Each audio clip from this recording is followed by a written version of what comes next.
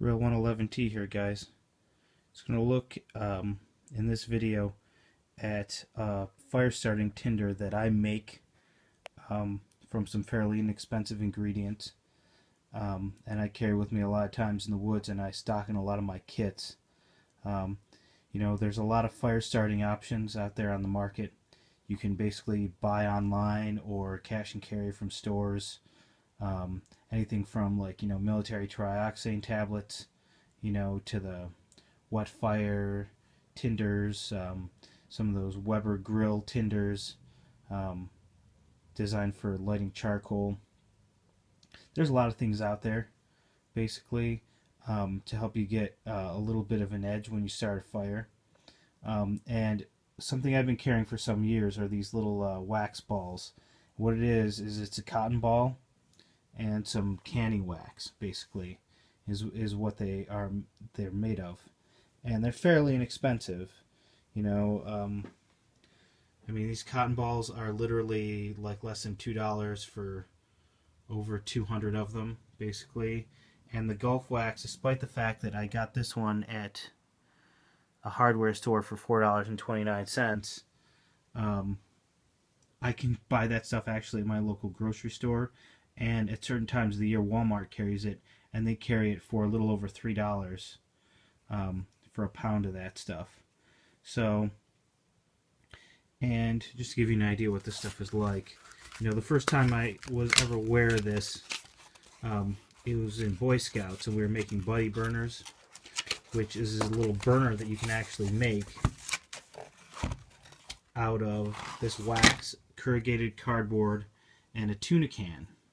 Okay, and what this is just a block of fairly pure paraffin wax that is designed to be used in contact with food on the top of a canning jar, basically.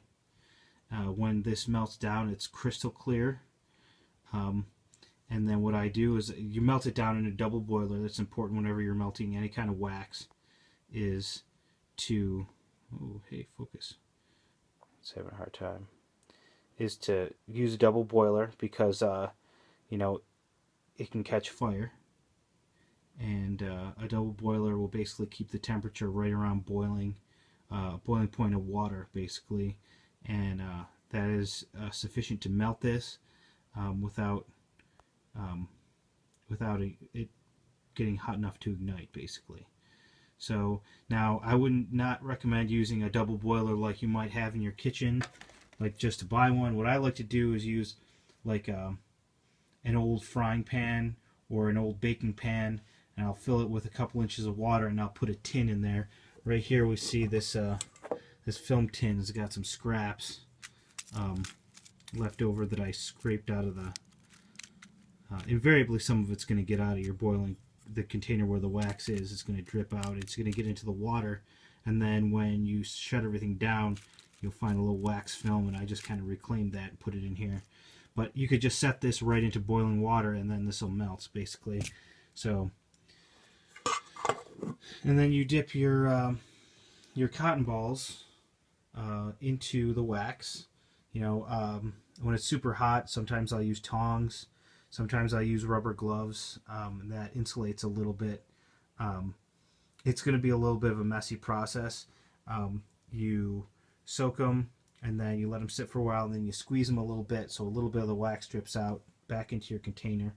And then when they're almost hard, you can roll them in your hands, kind of like if you're rolling a meatball or something, and you get something that looks like this, which, you know, it looks like a kind of mothball from hell. So the idea behind this is it's waterproof, and it's a lot less messy than a Vaseline cotton ball to carry around, at least in 3-season, winter, spring, and fall. This is something that can ride around in your bag, and it doesn't need a lot of packaging. You don't need a bottle that will contain it. What I do is I get some of these snack bags. They're little Ziploc bags. So in case this happens to be in a kit in summertime, and they do kind of melt a little bit like a candle, that it will not get wax on the rest of my gear. That's sort of an important thing to remember. So why don't I get this what I'm going to do is I'm going to show you how this works. I'm going to get my camera up on a tripod here so I can use both hands. Hang on a second. Okay. Let's see if we can do this. I'm going to be using our Ford Peasant here. Hopefully the focus keeps up with it. This is, you know, a pretty decent $14 knife. So what you do with these is you kind of push the knife into it about halfway. I didn't get it quite centered, but and then what you do, you peel it open, kind of like this, and then this exposes some kind of fibers in here. So I'm going to set this over here, close up my Peasant knife here. The great thing about this Ford Peasant is this back edge is pretty rough. The whole knife is pretty rough, honestly. So if we take our fire steel here, I mean, there you go, guys. And that there, you can't even see it. What's that thing? But that was one strike. And this will burn now. You know, in the initial seconds, you have to kind of shield it, but that'll burn like a candle, and it'll get actually a lot bigger because, you know, the whole thing's a wick. But that'll burn for 15 or 20 minutes. I'm not going to obviously be able to do that in here because, you know, I'm indoors. Great outdoor video, but alright, so you saw that one strike with that. Now what I've got here, turn this light back on. This is a piece of charred cotton lamp wick. The local hardware store sells it. You can order it online. You can probably find it at Walmart. I know you can find half-inch widths. This was like 1-inch width cotton lamp wick. And I like this because it stays a little bit more structurally sound. So this is something you have to kind of keep dry. But if you're carrying this with you, this is an easy way to get to an ember. Okay. I'm going to move this over here. Ooh. So I'm going to set this here, and you'll see just how quick and easy this takes a spark. Okay. So you see that right there. Now, if you were trying to light something with a small, like, bird's nest or something, this is perfect. Now this is really spreading here. You can't really blow this out, so I'm just going to set that down. I'm going to blow this one out here. Alright. Put this back over there. That's just going to smolder and kind of go out. But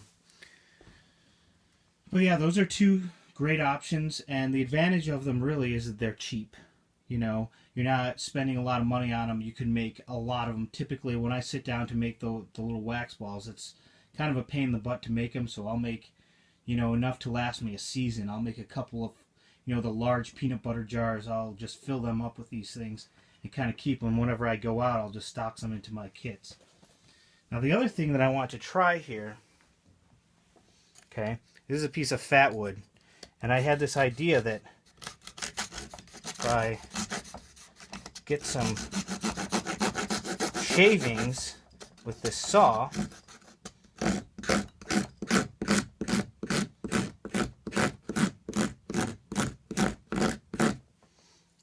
okay, get these together here.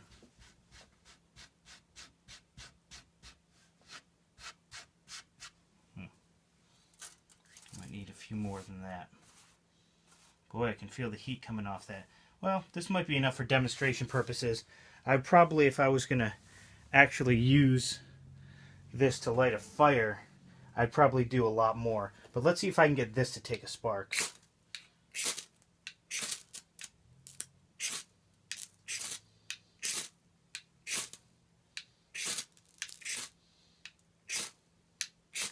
I don't know. Seems like I'm not quite landing them in there.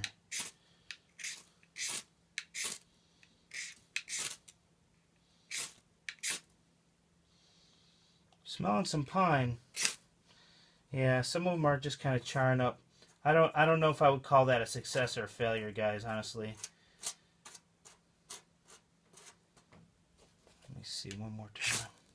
Oh, look at that. All right, so that's a viable option too. Like I said, if I was doing that for real, I'd probably get a much larger piece, a much larger pile of them built up. But there you go. See, the trick with a ferro rod is going from the ferro rod to flame, basically. With the wax ball, it's real easy. You know, once you got that thing lit, you have a couple seconds where you can kind of handle it. If you've got your fire lay set up, you can put that right into your strategic spot. Okay?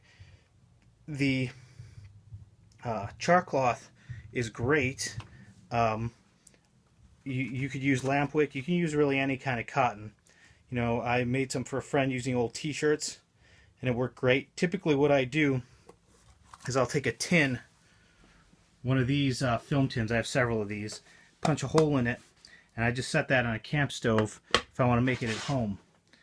You would definitely never want to use your indoor stove because it produces a lot of smoke, so it's definitely something you're doing outside. So, but a camp stove will do it. I don't know if I would use like a Coleman suitcase or something like that, but I typically use an Optimus 8 or SV111T. No, SV123R. I'm sorry. Although you probably could use a 111T. The smaller stoves, a little bit less output. It doesn't have to be on full blast. You know, any of your piggyback butane stoves would probably work fine too.